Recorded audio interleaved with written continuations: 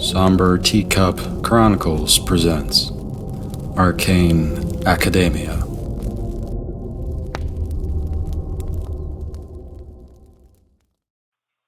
Hello everyone, my name is Mr. Gabriel.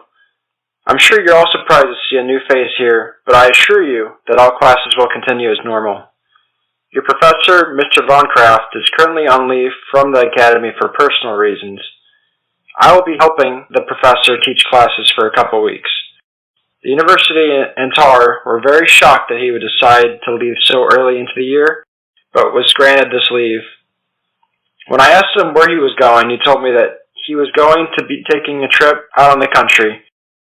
When I asked where this might be, he glared at me as he was clutching something in his hand. It looked like a strange gold ring with simple, strange symbols on it. He was putting it on and taking it off his finger. He packed up his things and left. He did leave me a stack of case files to look over and emailed me some pre-recorded lectures to share with all of you. This lecture is about a toy that was neglected for some time. When rediscovered, it became problematic to its owner. This doll was discovered in Kyoto, Japan. This case file was sent to us by our overseas Tar agents. University staff translated it to us for us to study. Saito Yui's case file reads as stated. I don't remember exactly when all this happened, but it must have been when my mom found an old doll that my grandma had given to me as a child. She said that the doll was tucked away in our old house behind a mountain of stuff. It was in a small case with the charm stuck to the back of her dress, and the edges of the case were sealed with strange tape with symbols. My mom removed all of that and showed me the doll. My mother smiled and cried, saying that this doll had been in our family for a little over a century now. The doll was in desperate need of repair, but none of us had the time or money to have it restored. She was wearing a red kimono dress with golden flowers on it. The ribbon was a little loose and dirty. When you moved the doll, it would make this annoying, rattling sound. I think something had broken off inside of the doll that was making that annoying sound. The doll was also wearing black shoes that were a bit faded and had what looked to be old mud or clay on the bottom. I took the doll from my mother and looked at it. I smiled thinking about how I slept with it when I was little, but that was 15 years ago now. I asked my mom if I could keep it in my room at my new dorm. My mom smiled and allowed me to keep our treasured geisha doll. I brought it with me for my first year at university. My first roommate, Hina, thought that the doll was a little creepy. It took some time for her to get used to the doll. Our dorm was not a very big one. We had 2 separate rooms, a living room and a kitchen. I kept the doll in my room in a little display case I made for her. I noticed a little scrap of paper on the back of the doll. It was barely hanging on, and I pulled it off, thinking it was some sort of tag. I did not notice the small red symbols on the charm as I tossed it out. The tag was on the doll for as long as I could remember, and I hoped it wasn't that important. Things started to get weird when I moved into my new room. There were small things at first. I placed things on my desk or nightstand, and when I woke up, they'd be on the floor. I had a bit of anxiety when I found my brand new laptop on the ground. Thankfully, it worked, and I stopped placing things on my desk and nightstand during the night. This only seemed to anger whatever I brought to school with me. One night I woke up and I found my hair was tied to the bed frame. I thought it was Hina pulling a cruel trick on me. However, her face went pale, and she looked around my room confused, and asked what had happened. I told her I didn't know. She tried to untangle my hair, but she could not. She apologized and told me that she needed to cut me free. I let her cut my hair, and I got up. I visited the salon to get my hair fixed up. When I got back from my dorm, Hina looked at me a bit weird. She said that while I was gone, she heard something moving around in my room. I was terrified and grabbed a pan from the kitchen. My roommate pulled out a kitchen knife. She followed me into my room as I opened the door. I heard something falling from my bookshelf. I looked over in the direction of my shelf, where I kept my great-grandmother's doll. I felt a chill over my body when I looked at the doll. She was in her glass case, but her head had moved and was now looking at us as we entered the room. I did not know what to do, so I called my mom and told her what I was experiencing. She did not say anything, and then I heard my grandmother's raspy voice over the phone. I did not realize that my mom had handed my grandmother the phone and I was now talking to her. She asked me a couple questions, such as, did you ever hear something moving in the dark? Are things not where I put them the day before? Is the doll in another position than when I last saw it? I said yes to all of that, and the other end went silent for a moment. I thought that I had lost connection with my grandma. She mumbled something I couldn't hear to my mom in a frustrated tone. All I could hear was that my mom began to apologize to my grandmother. My grandmother asked me if the doll looked different from when I last saw it. I was confused about what she asked, but then I saw something different about the dress.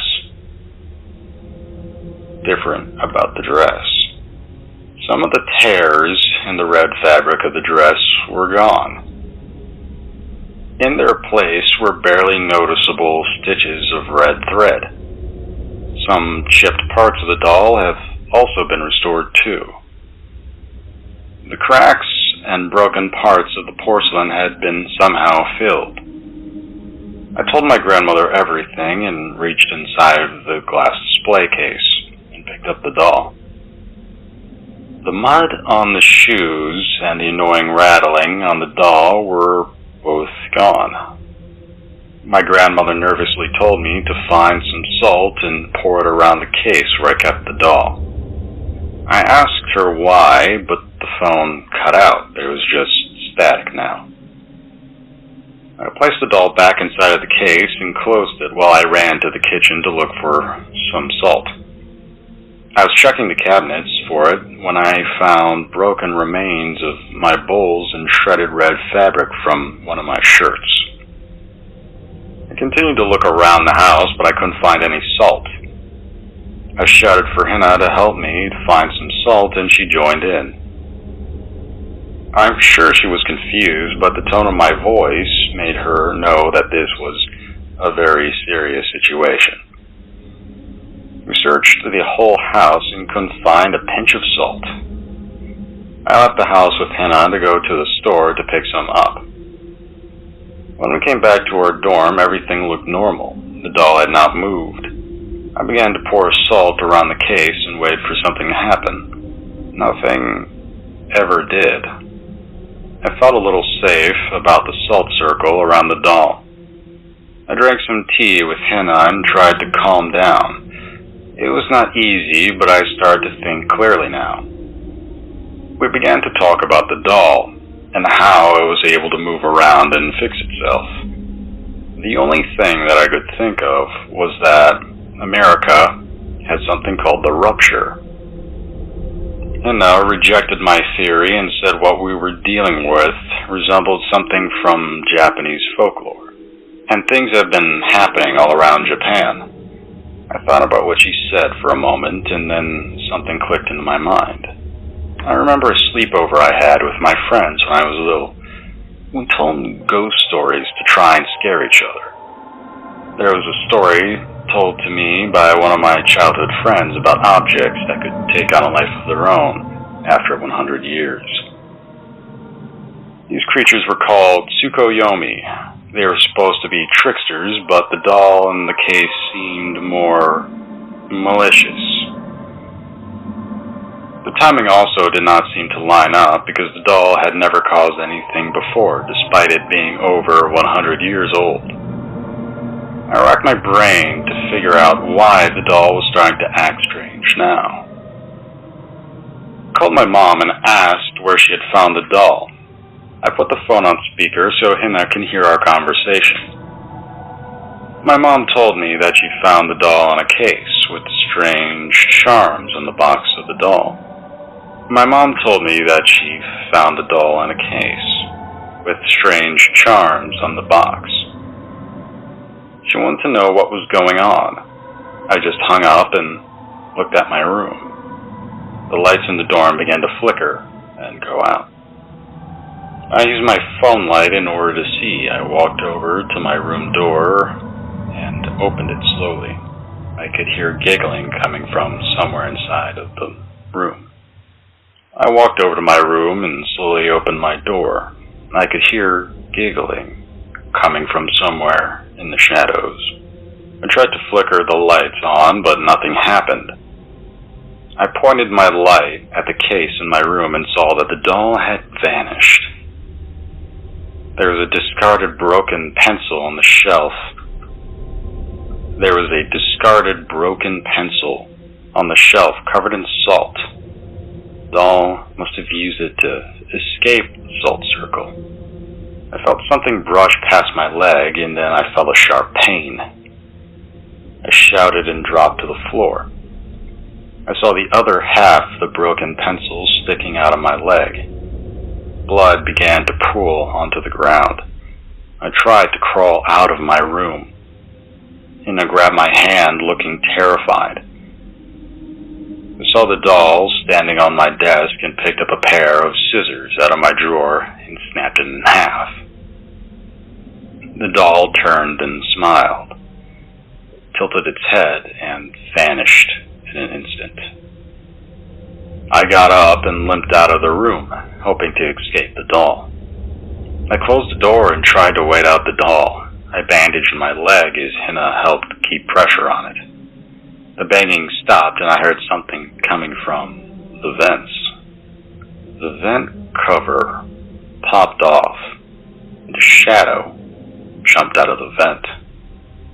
Hina looked at me worried and gave me the kitchen knife while she slowly walked over to the counter and picked up my frying pan and crouched down looking at something. There was a loud thump and I waited for Hina, but she did not come back. My heart pounded and I looked around worried. I grabbed the salt and began to walk over to Hina. As I turned the corner, I saw that she was unconscious. The doll looked at me and giggled. She said something to me. It sounded like a child's voice. She called me Yua. She said that she missed playing with me so much. She then lunged at me with a pair of scissors. I slashed at the air and managed to cut off one of the doll's arms. It shrieked in pain and held the spot where its arm used to be. I frantically reached down and poured a circle around the doll. I saw the other half of the scissors in the circle and reached for it. It was a very dumb decision, and the doll stabbed my hand with it broken in half. I screamed and pulled my hand back looking at the doll. She hissed and shouted Yua over and over again. I checked on Hina and woke her up.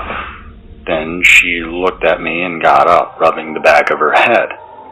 Looked around terrified.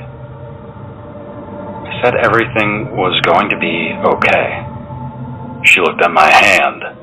She told me that we would need to see a doctor to get that stitched up. I nodded my head and stood up. My leg was screaming in pain. My black bangs clung to my forehead sweat. I left with Hina as we walked outside to get to the hospital. I left with Hina as we walked outside to get a ride to the hospital. I swore every time we hit a bump because it would cause waves of pain to shoot up my body. When we finally got there, Hina helped me inside. Thankfully, someone was ready to help me with my injury and I was able to get into the ER immediately.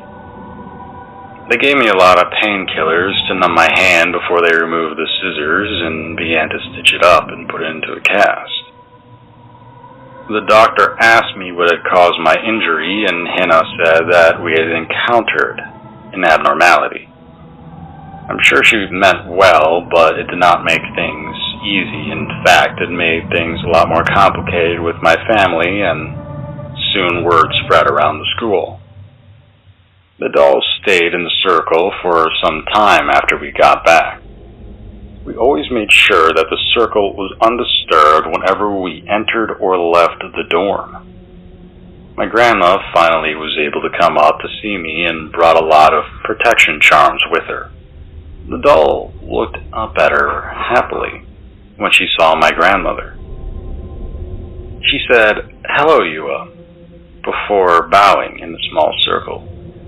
My grandmother greeted the doll. The doll asked if they were going to play like they used to.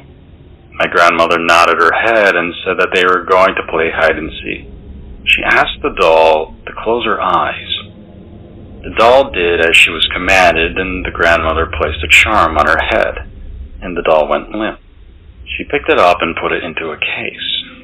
Some men in black body armor entered the building and talked with my grandma. They thanked her for her help and offered to take the doll off of her hands. My grandma was very surprised and declined at first when she said that it was their burden to bear. The members of TAR said that the doll would be safe in America and that no harm will come of it. She would be placed under the care of one of their lead researchers. My grandma declined again. The men in black body armor looked at each other and shrugged. They said that the doll has escaped their care before and they could not risk another rampage.